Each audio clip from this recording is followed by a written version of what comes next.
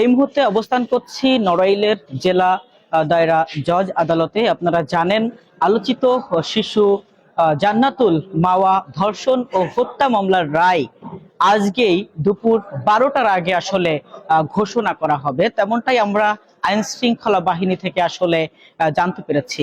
আমরা দেখেছি সকাল থেকে কিন্তু নড়াইলের যে আইন শৃঙ্খলা বাহিনী রয়েছে তারা কিন্তু খুবই তৎপর এবং তাকে কিন্তু 9টার কিছুটা সময় পরে কিন্তু আসলে আদালতে তোলা হয়েছে। এখনো কিন্তু তাকে রায় কার্যকর হওয়ার যে জায়গা রয়েছে সেখানে কিন্তু তোলা হয়নি। তাকে কিন্তু এই মুহূর্তে আদালতের যে বিশ্রামাগার রয়েছে বা যেখানে আসামিদের রাখা হয় আদালতে তোলার আগে সেই হাজতখানায় কিন্তু আসলে রাখা হয়েছে।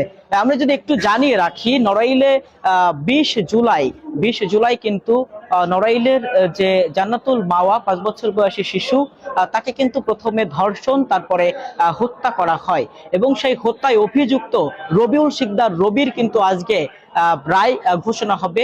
আমরা দেখেছি যে ঘটনা ঘটার পরের যে 11 কর্মদিবস ছিল তার মধ্যেই কিন্তু এই মামলার চার্জশিট দাখিল হয় এবং তারপর থেকে এখন পর্যন্ত প্রায় 6 থেকে 7 দিনের মধ্যে কিন্তু রায়ের যে দ্বার প্রান্তে মামলার যে 1 মাস প্রায় পূর্ণ হয়েছে, সেই 1 মাসের মধ্যেই কিন্তু আজকে রায় ঘোষণা হতে যাচ্ছে।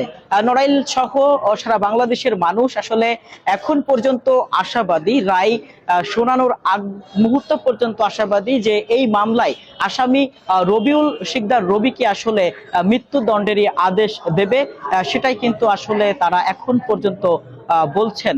এবং নড়াইলের সর্বস্তরের জনগণ আসলে আইন শৃঙ্খলা বাহিনী থেকে শুরু করে যারা আজকে এই আদালত পরিচালনা করবেন সবার নিকট কিন্তু আসলে অনুরোধ করেছেন। এবং আমরা দেখেছি 21 জুলাই, তারপরে ওই দিন বিকাল থেকেই কিন্তু 20 জুলাই নড়াইলের বিভিন্ন জায়গায় বিভিন্ন কর্মসূচি ঘোষণা করে ছাত্র জনতা, নড়াইলের সুশীল সমাজের মানুষজন, এবং তারা আসলে দাবি করেন যে যাতে এই মামলায় দ্রুত যাতে তাকে গ্রেপ্তার করা হয় এবং গ্রেপ্তারের পর যাতে তার শাস্তি নিশ্চিত করা যায়। আমরা দেখেছি যশোর নড়াইল ঢাকা যে মহাসড়ক রয়েছে সেখানেও কিন্তু এই মামলার যে আসামি রয়েছে তার ফাঁসির দাবিতে প্রায় 4 থেকে 5 ঘন্টা 21 জুলাই কিন্তু আসলে রাস্তা অবরোধ করা হয়, বিক্ষোভ মিছিল হয়। তারপর আমরা দেখেছি এসপি কার্যালয়ের সামনেও কিন্তু সেদিন এই আন্দোলন সংগ্রামে কিন্তু আসলে তারা ছিলেন এবং তাদের একটাই দাবি যে আসামি রয়েছে রবিউল শিকদার রবি, তার যেন কঠোর শাস্তি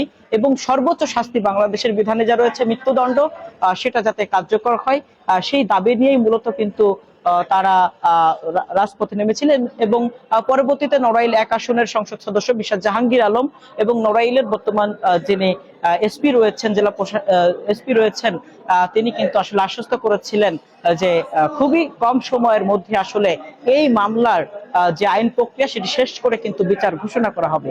এবং তারই ধারাবাহিকতায় কিন্তু আজকের এই আদালত এবং আর কিছুক্ষণের মধ্যেই কিন্তু নড়াইলের জান্নাতুল মাওয়া ধর্ষণ হত্যা মামলার আসলে রায় ঘোষণা হতে যাচ্ছে এবং সবাই আশাবাদী এবং প্রশাসন থেকে শুরু করে আমরা দেখেছি সবাই কঠোর নিরাপত্তায় কিন্তু এই আদালত ঘিরে রেখেছে। আমরা জানতে পেরেছি কিছুক্ষণ আগে কথা হচ্ছিল নড়াইলের সদর থানার অফিসার্স ইনচার্জ অজয় কুমার কুন্ডুর সঙ্গে। তিনি জানাচ্ছিলেন যে আমরা ডিবি থেকে শুরু করে সাদা পোশাকে এমনকি পোশাকধারী প্রশাসনের কর্মকর্তারা আসলে রয়েছে এবং তারা যাতে কোনো রকমের অনাকাঙ্ক্ষিত ঘটনা না ঘটে সেটাকে প্রতিহত করার চেষ্টা করছে এবং তারাও আসলে চায় যে এই মামলায় আসলে যে সঠিক বিচার মৃত্যুদণ্ড সেটা আদেশ যেন আসে এবং আমরা কিন্তু আর কিছুক্ষণের মধ্যেই কিন্তু এই মামলার রায় শুনতে পারবো। তখন কিন্তু আমরা আপনাদের জানিয়ে দেওয়ার চেষ্টা করব।